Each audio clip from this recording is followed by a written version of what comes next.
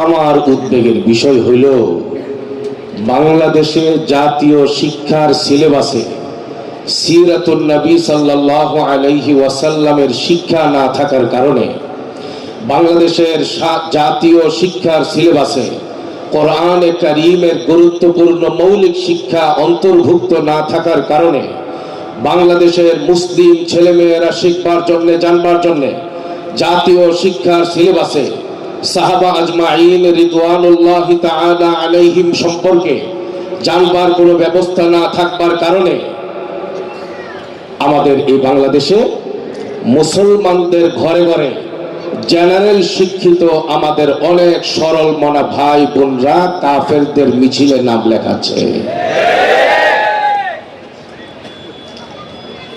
দ্বীনের মৌলিক শিক্ষার মূল চিত্র তাদের সামনে না থাকার কারণে ইসলাম এবং ঈমান, কোরআন, হাদিস, সুন্নাহ, সিরাতে নববী, সাহাবা এই সকল মৌলিক বিষয়ের মৌলিক শিক্ষা পারিবারিক, সামাজিক, রাষ্ট্রীয় শিক্ষা প্রতিষ্ঠানে দেওয়ার ব্যবস্থা না থাকার কারণে বাংলাদেশে কাদিয়ানীদের সংখ্যা দিন দিন পরিমাণে বাড়তেছে। বাংলাদেশে আল্লাহর নবীকে উপেক্ষা করবার জন্য কৌশলে আহলে কোরআন নাম দিয়ে হাদিসকে অস্বীকারকারীর বিষ বাষ্প ছড়িয়ে দেওয়া হচ্ছে এদেশের শিক্ষিত সমাজ এবং ছেলে মেয়েদের মধ্যে। সঠিক ধ্যান ধারণা, মৌলিক শিক্ষা না থাকার কারণে বর্তমান মুসলিম সমাজকে সাহাবাদের থেকে বিচ্ছিন্ন করার রাস্তা কৌশলে উন্মুক্ত করা হচ্ছে। রাসূল পাক সাল্লাল্লাহু আলাইহি ওয়াসাল্লামের জামানা, নবীর বিরুদ্ধে তখনকার জামানার কাফেররা যা বলার সাহস করতে পারে নাই। সাহাবা আজমাইন থেকে নিয়ে আজ পর্যন্ত অন্যান্য কাফের সংগঠনগুলো যা বলার সাহস করতে পারে নাই, হিজবুত তাওহীদের কুলাঙ্গার সেলিম তার চেয়ে বিষাক্ত কথা ইসলামের বিরুদ্ধে, কোরআনের বিরুদ্ধে, আলেম সমাজের বিরুদ্ধে, আল্লাহর বিরুদ্ধে, নবীর বিরুদ্ধে, সাহাবাদের বিরুদ্ধে অবলীলায় কথা বলে যাচ্ছে।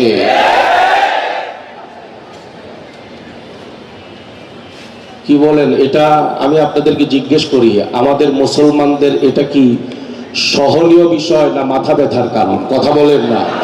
এটা কি মেনে নেওয়ার মতো বিষয় না মাথা ব্যথার কারণ? আরে কথা বলেন না। আজকে আমি আপনাদের সামনে রাসূল পাক সাল্লাল্লাহু আলাইহি ওয়াসাল্লামের ভবিষ্যৎবাণী আপনাদেরকে শোনাতে চাই। হাদিস আবু দাউদ শরীফে আছে, হাদিস তিরমিজি শরীফেও আছে। আনিল ইরবাদ ইবনে সারিয়া রাদিয়াল্লাহু তাআলা আনহু قال صلى بنا رسول الله صلى الله عليه وسلم ثم أقبل علينا فوعظنا موعظة بليغة ذرفت منها العيون ووجلت منها القلوب فقال قائل يا رسول الله كأنها موعظة مودع فماذا تعهد إلينا؟ فقال النبي صلى الله عليه وسلم عليكم بتقوى الله والسمع والطاعة وإن تأمر عليكم عبد حبشي فإنه من يعش منكم بعدي فسيرى اختلافا كثيرا فعليكم بسنتي وسنة الخلفاء الراشدين المهديين تمسكوا بها وعضوا عليها بالنواجذ وإياكم ومحدثات الأمور فإن كل محدثة بدعة وكل بدعة ضلالة وفي رواية للنسائي وكل ضلالة في النار أو كما قال عليه الصلاة والسلام। হযরতে ইরবাদ ইবনে সারিয়া রাদিয়াল্লাহু তাআলা আনহু বলেন, নবীজি আমাদেরকে নিয়ে নামাজ পড়ালেন। একদিন নামাজের শেষে তিনি আমাদের দিকে মোতাওয়াজ্জহ হয়ে বয়ান শুরু করে দিলেন। এমন আবেগ এবং হৃদয়গ্রাহী বয়ান ছিল, আমাদের চোখ থেকে ঝরঝর করে পানি পড়তেছে, আমাদের দিলে কাঁপতে কাঁপতে কম্পন তৈরি হয়ে গিয়েছে ভয়ে। আমাদের একজন সাহাবী দাঁড়িয়ে বললেন, ইয়া রাসূলুল্লাহ, এই নসিহত তো মনে হচ্ছে জীবনের শেষ বেলায় মানুষ তার সন্তানদেরকে যে ওসিয়ত করে যায়, এই রকম গুরুত্বপূর্ণ দামি নসিহত আর ওসিয়ত আপনার কাছ থেকে শুনলাম। ফামাদা তাহাদু ইলাইনা ইয়া রাসূলুল্লাহ, আজকের এই মুহূর্তে আপনার কাছ থেকে আমরা গুরুত্বপূর্ণ আদর্শিক বক্তব্য শুনতে চাই। নবীজি বললেন, শোনো, ফাইন্নাহু মাইয়াইশ মিনকুম ফাসায়ারা ইখতিলাফান কাসীরা। আমি নবী যখন থাকবো না, আমার ইন্তেকালের পরে পরিস্থিতি এমন হবে, দুনিয়ার মধ্যে, মানুষের মধ্যে, মুসলমানের মধ্যে, হাবিবে পাক বলেন, আমার ইন্তেকালের পরে ইসলাম নিয়ে, ঈমান নিয়ে, ধর্ম নিয়ে, শরীয়ত নিয়ে আমার উম্মতের মধ্যে বিভেদ তৈরি হবে প্রচুর পরিমাণে। কেউ বলবে আমার নবীর পরে, কেউ বলবে আল্লাহকে যদি পেতে চাও, জান্নাত যদি পেতে চাও, জাহান্নাম থেকে যদি মুক্তি পেতে চাও, আল্লাহকে মানতে হবে, আল্লাহর কোরআনকে মানতে হবে, নবীকে মানতে হবে, নবীর হাদিস আর সুন্নতকে মানতে হবে, নবীর সাহাবাদেরকে মানতে হবে। এর বাইরে জান্নাত পাওয়ার কোনো রাস্তা নাই। আবার কেউ বলবেন না না, দেওবন্দি উলামায়ে কেরাম কোরআন হাদিসের দলিল দিয়ে এই রকম যত কথাই বলবে। আমার নবীর পরে আরেকজন নবী আছে, গোলাম আহমদ কাদিয়ানী, নাউজুবিল্লাহ বলবেন না। গোলাম আহমদ কাদিয়ানীকে নবী মানব, জান্নাত পাইবা। জান্নাতের টিকেট দেওয়ার জন্য কাদিয়ানীরা লিফলেট বিতরণ করবে, মিডিয়ার মাধ্যমে মানুষকে কাফের বানাইবার চক্রান্ত করবে। আবার কেউ বলবে না না, আল্লাহকে মানতে হবে, নবীকে মানতে হবে, নবীকে সর্বশেষ নবী মানতে হবে, তবে কোরআনে কারিমে আমাদের জন্য যথেষ্ট, নবীর হাদিস আমরা মানব না। নাউজুবিল্লাহ বলবেন না। এই মানুষগুলো বলতে থাকে, শোনো, এই কোরআন আমাদের জন্য যথেষ্ট। ওয়ানাজ্জালনা আলাইকাল কিতাবা তিবয়ানাল লিকুল্লি শাই ওয়া হুদাও ওয়া রাহমাতাও ওয়া বুশরা লিল মুসলিমিন। আল্লাহ তাআলা বলেন, এই কোরআনকে আমি তিবিয়ান হিসাবে নাযিল করেছি।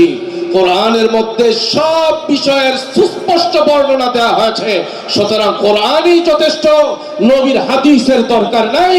বর্তমান জামানায় আহলে কোরআন নামে যারা আবির্ভূত হয়েছে, কৌশলে কোরআনের নাম দিয়ে হাদিসকে অস্বীকার করে, নিজেও কাফের, নবীর উম্মতকে কাফের বানাইবার দেশীয় এবং আন্তর্জাতিক চক্রান্ত বাস্তবায়নে লিপ্ত হয়ে আছে। কেউ কেউ আবার বলে, না না, আল্লাহকে মানি, নবীকে মানি, নবীকে সর্বশ্রেষ্ঠ সর্বশেষ নবী মানি। তবে শোনো, এই নবীর এই হাদিস, নবীর এই সুন্নত, এগুলো তোমরা যা মনে করো, হুজুররা যা বলে বুখারী শরীফ দিয়ে, মুসলিম শরীফ দিয়ে, তিরমিজি শরীফ দিয়ে, এই কুলাঙ্গার সেলিম হিজবুত তাওহীদের সে এবং তার অনুসারীরা বলে এই হাদিসগুলো নবীর জামানায় ছিল না, সাহাবাদের জামানায় ছিল না, তাবেঈনদের জামানায় ছিল না, তাবেঈনদের জামানায় ছিল না, নবীর জামানার 300 বছর পরে কে বা কারা আবিষ্কার করেছে। নাউজুবিল্লাহ বলবেন না। এইভাবে করে একের পর এক ইসলামের বিরুদ্ধে ষড়যন্ত্র হচ্ছে। মুসলমান এর ছেলেমেয়েরা সরল মনা হওয়ার কারণে লুফে নিচ্ছে।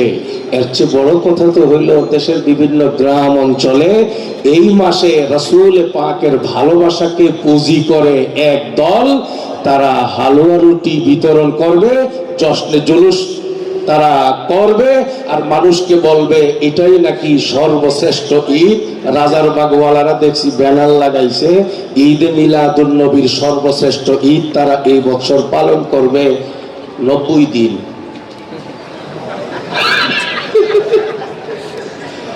কথা বুঝতেছেন নাকি? 90 দিন খালি তারা জশ্নে জুলুসের মিছিল করবে, ইয়া নবী সালামু আলাইকা, এই বেদাতি কার্যক্রম তারা চালাবে। এবং শুধু চালায় না, বরং তারা নবীর নাম দিয়ে, ইসলামের নাম দিয়ে, বরকতের নাম দিয়ে, ভালোবাসার নাম দিয়ে বাংলাদেশি লোক দিয়ে তাদের পোষায় না। বাহিরে পাকিস্তান, ইন্ডিয়া থেকে সৈয়দ নামে কিছু লোককে ভাড়া করে বাংলাদেশে আমদানি করে। বাস সাজায়, ট্রাক সাজায়, বিভিন্ন রকমের এই সব কিছু যা চলে এগুলো লুফে নেওয়ার জন্য বহু মানুষ তৈরি হয়। আমার পরিষ্কার কথা, আজকের এই বাংলাদেশে ইমানের উপরে আঘাত হচ্ছে, ইসলামের উপরে আঘাত হচ্ছে, কোরআনের উপরে আঘাত হচ্ছে, সাহাবাদের উপরে আঘাত হচ্ছে। ইসলামের মৌলিক রূপরেখাকে বিকৃত করে জাতিকে কাফের বেঈমান বানাইবার যে চক্রান্ত বাংলাদেশে হচ্ছে, এর মূলে কারণ হইল সিরাতুন নবী সাল্লাল্লাহু আলাইহি ওয়াসাল্লামের আলোচনার গুরুত্ব। আজকের এই মাহফিলে এলাকাবাসী যা দিচ্ছেন, বাংলাদেশে সব জায়গায় সিরাতের এই গুরুত্ব পাচ্ছে না। কথা বলেন ঠিক কিনা? এই সিরাতের গুরুত্ব পাড়া মহল্লায়, মসজিদে মসজিদে সব জায়গায় যদি হয়, বাংলাদেশে এই 12ই রবিউল আউয়াল নিয়ে যা হয়, কোরআন হাদিস বিরোধী, শরীয়ত বিরোধী যত কর্মকাণ্ড চলে, বেদাতি যত কর্মকাণ্ড চলে, এই সবগুলোর কোনো অস্তিত্ব টিকবে না, অস্তিত্ব পাবে না। সিরাতুন নবী সাল্লাল্লাহু আলাইহি ওয়াসাল্লামের মাহফিলের আয়োজন যদি সব জায়গায় হয়, আমার শেষ কথা ভাই, আজকের এই জায়গা থেকে আমরা সিদ্ধান্ত নিব, নবীর প্রেমের কথা, নবীর সিরাতের কথা, নবীর আলোচনার কথা, কোরআনের বিশুদ্ধ কথা, ঈমানের সহি ব্যাখ্যার কথা আমরা সব জায়গায় ছড়াবো।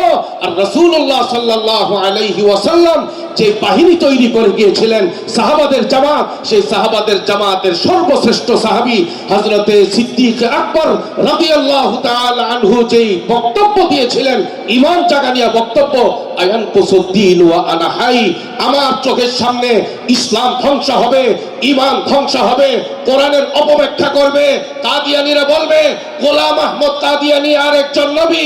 এই কথা বললে মানুষের ঈমান থাকে না কাফের হয়ে যায়? কথা বলে এই রকম কুফরি বক্তব্য বাংলার জমিনে দেবে, আলেমরা চুপ করে থাকবে, মুসলমানরা চুপ করে থাকবে, রাজনীতিবিদরা চুপ করে থাকবে, মন্ত্রী এমপিরা চুপ করে থাকবে, আল্লাহর দরবারে আসামির কাঠ করাই দাঁড়াতে হবে। কথা বলেন ঠিক কিনা? হিজবুত তাওহীদের সেলিম বলে, শোনো, কোরআনে কারীমের কোন জায়গায় আছে গান বাজনা হারাম, গায়করা তারা গান গাইবে, যারা অভিনেতা তারা অভিনয় করবে, এটাই হইল সর্বশ্রেষ্ঠ ইবাদত আল্লাহর রাস্তায়, এটা হইল জিহাদ। এইভাবে করে তারা বলে, কি বলো তোমরা? আমি হিন্দুদেরকে কাফের বলি না, আমি খ্রিস্টানদেরকে কাফের বলি না। এই সেলিম বলে এই দাড়িওয়ালা মানুষটাও কাফের হতে পারে, মুফতি মুহাদ্দিসও কাফের হতে পারে, যারা বাইতুল্লাহ শরীফে তওয়াফ করে হাজী সাহেব সেও কাফের হতে পারে। সেলিম আরো বলে, শোনো, একজন হিন্দু মুত্তাকি হতে পারে পারে পারে ভাই, সহ্য করা যায়? কথা বলেন না কেন ভাই? ঈমানি আন্দোলনের তর্ক করে তুলতে হবে, খোলা এই মাঠ থেকে আমাদেরকে শপথ নিতে হবে, ঈমানের উপরে আঘাত করবে যারা, তাদেরকে সামাজিকভাবে প্রতিরোধ করব আমরা, তাদের বিরুদ্ধে সবাইকে সজাগ করে তুলব ইনশাআল্লাহ। কাদিয়ানীদেরকে রাষ্ট্রীয়ভাবে অমুসলিম ঘোষণা করতে হবে, সেই দাবি আদায়ে আমরা প্রয়োজনে রক্ত দিব, কাফনের কাপড় দিয়ে রাস্তায় নামবো। নারে তাকবীর, নারে তাকবীর, নারে তাকবীর, বন্ধুদের আস্তানা। আমার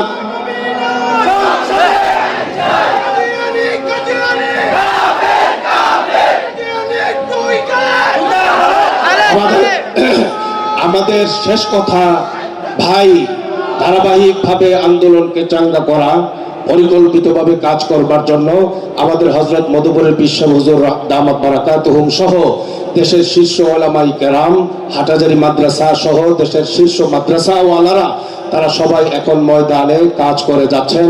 আগামী দিনে সারা বাংলাদেশকে জাগিয়ে তুলতে হবে কাদিয়ানীদের বিরুদ্ধে, হিজবুত তাওহীদের বিরুদ্ধে, নবীর দুশমনদের বিরুদ্ধে, আল্লাহর দুশমনদের বিরুদ্ধে, কোরআনের দুশমনদের বিরুদ্ধে। একটা যদি শেষ হয়ে যায়, বাকি সবগুলো একসঙ্গেই শেষ হয়ে যাবে ইনশাআল্লাহ।